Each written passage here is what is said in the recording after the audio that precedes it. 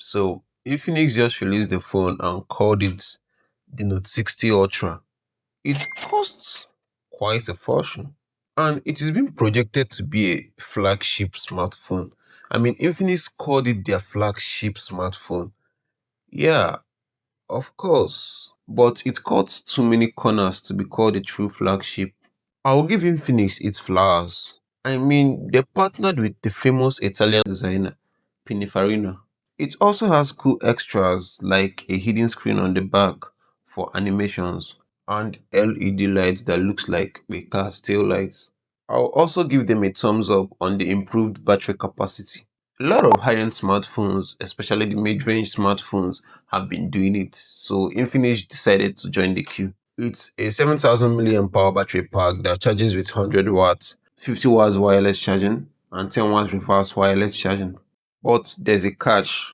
The Infinix Note 60 Ultra can't give you that full 100 watts if you make use of a charging dock, a power bank that supports PPS protocol. Because the Infinix doesn't support PPS, you will likely get a slow charging speed. This can be daunting if you are traveling and you don't want to carry the original charger of the Infinix, but you already have a more high wattage charger that can power other devices like your PC, power bank, but it can't power the Infinix Note 60 Ultra at a higher wattage because the Infinix doesn't support PPS protocol. While many smartphones use proprietary fast charging protocols alongside the universal PPS standard, Infinix devices like the Note 60 Ultra lacks PPS support and fall back on the basic 18 watts PD protocol when using third-party chargers and power banks. As a result, despite having a massive 100 watts rating, the Infinix Note 60 Ultra will charge much slower on most power banks or charging docks than a PPS supported device like a 45 or 60 watt Samsung S24 Ultra or the S26 Ultra, which can easily draw its maximum wattage from those chargers or docks. So the battery and charging edge of most Chinese phones are just paper specs without real world advantage. I don't like using different chargers to power my devices like my laptop, my phone. I love using my charging dock or my power bank when I'm at home or when traveling. Infinix will not give me the full 100 watts if I use the charging dock or a power bank instead of the original charger. So what if the original charger of the Infinix stops working, but you have another high wattage charger? Your 100 watts charging capability is gone. Its biggest problem is the MediaTek processor inside it, Dimensity 8400. Imagine a scenario where you want to play PC emulated games like Resident Evil, Red Dead Redemption because your friends challenged you on the game. But this phone can't play those games like other flagship smartphones. You will really be mad at yourself for getting the smartphone in the first place. But that channels down to the chip, MediaTek 8400. Infinix should have given us at least last year's chip 8 Elite, even if they can't afford to put 8 Elite Gen 5 processor in their flagship smartphone. Snapdragon chips use Adreno GPUs. The Android emulation community has spent years developing custom open source desktop graphics drivers, especially turnip drivers for Adreno. The professional third-party camera apps as well can't run on the MediaTek chip. The maximum frame you can get from the professional camera app on the MediaTek chip is 15 FPS or less, and as well has a lot of bugs. Snapdragon chip utilized a well-documented and widely supported implementation of the Camera 2 API. It's even worse for content creators. It lacks log support, meaning that you cannot shoot flat video profiles for professional editing. Its native camera can shoot 4K 60 max on the rear and 4K 30 on the front. This is another indicator to let you know that this is not a flagship smartphone.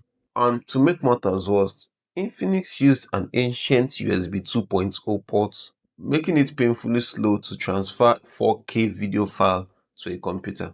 Infinix boasts a 200 megapixel camera, but the actual sensor on it is smaller than what you get on the S25 Ultra, meaning it won't perform as well in low light. The screen is a cheaper LTPS panel, unlike the advanced LTPO panels that you see on high-end smartphones like Samsung and high-end flagship lineup. LTPO is incredibly efficient because it drops its refresh rate to 1 Hz when the screen is still. LTPS can't do this and constantly drains higher power, So that massive 7,000 milliamp hour battery isn't actually giving you extra runtime.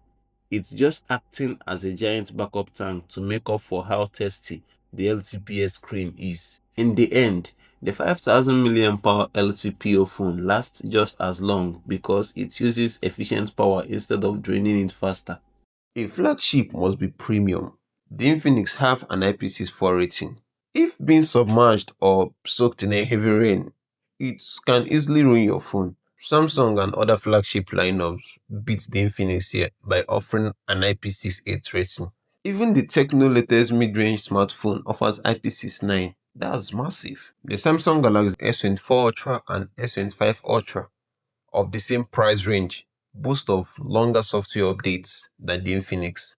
True flagship do not compromise on water safety and data speed. The Infinix Note 60 Ultra does not have a dedicated desktop UI like Samsung DeX, Motorola Ready 4, or Huawei's desktop mode. Its USB-C port is limited to basic screen monitoring. Unlike Apple or Samsung, Infinix doesn't have a tightly integrated ecosystem of interconnected tablets, smartwatches, and laptops that support seamless cross-device workflows like shared clipboards, instant file drops, or continuity apps. Ultimately, you should not spend a million plus on the Infinix Note 60 Ultra. In my opinion, that smartphone is not worth it. It's a mid-range phone. It's not a flagship. It hasn't come up to that flagship capability yet. I mean, imagine paying a flagship money to a mid-range smartphone. It doesn't make sense. Without proper water resistance, fast file transfer speed, professional video profiles, or a chip that supports top-tier camera apps, the Infinix Note 60 Ultra is a dressed-up mid-ranger that will lose its value very quickly. I mean, at that price point, there are other smartphones, flagship smartphones that are worth buying that will give you what you need.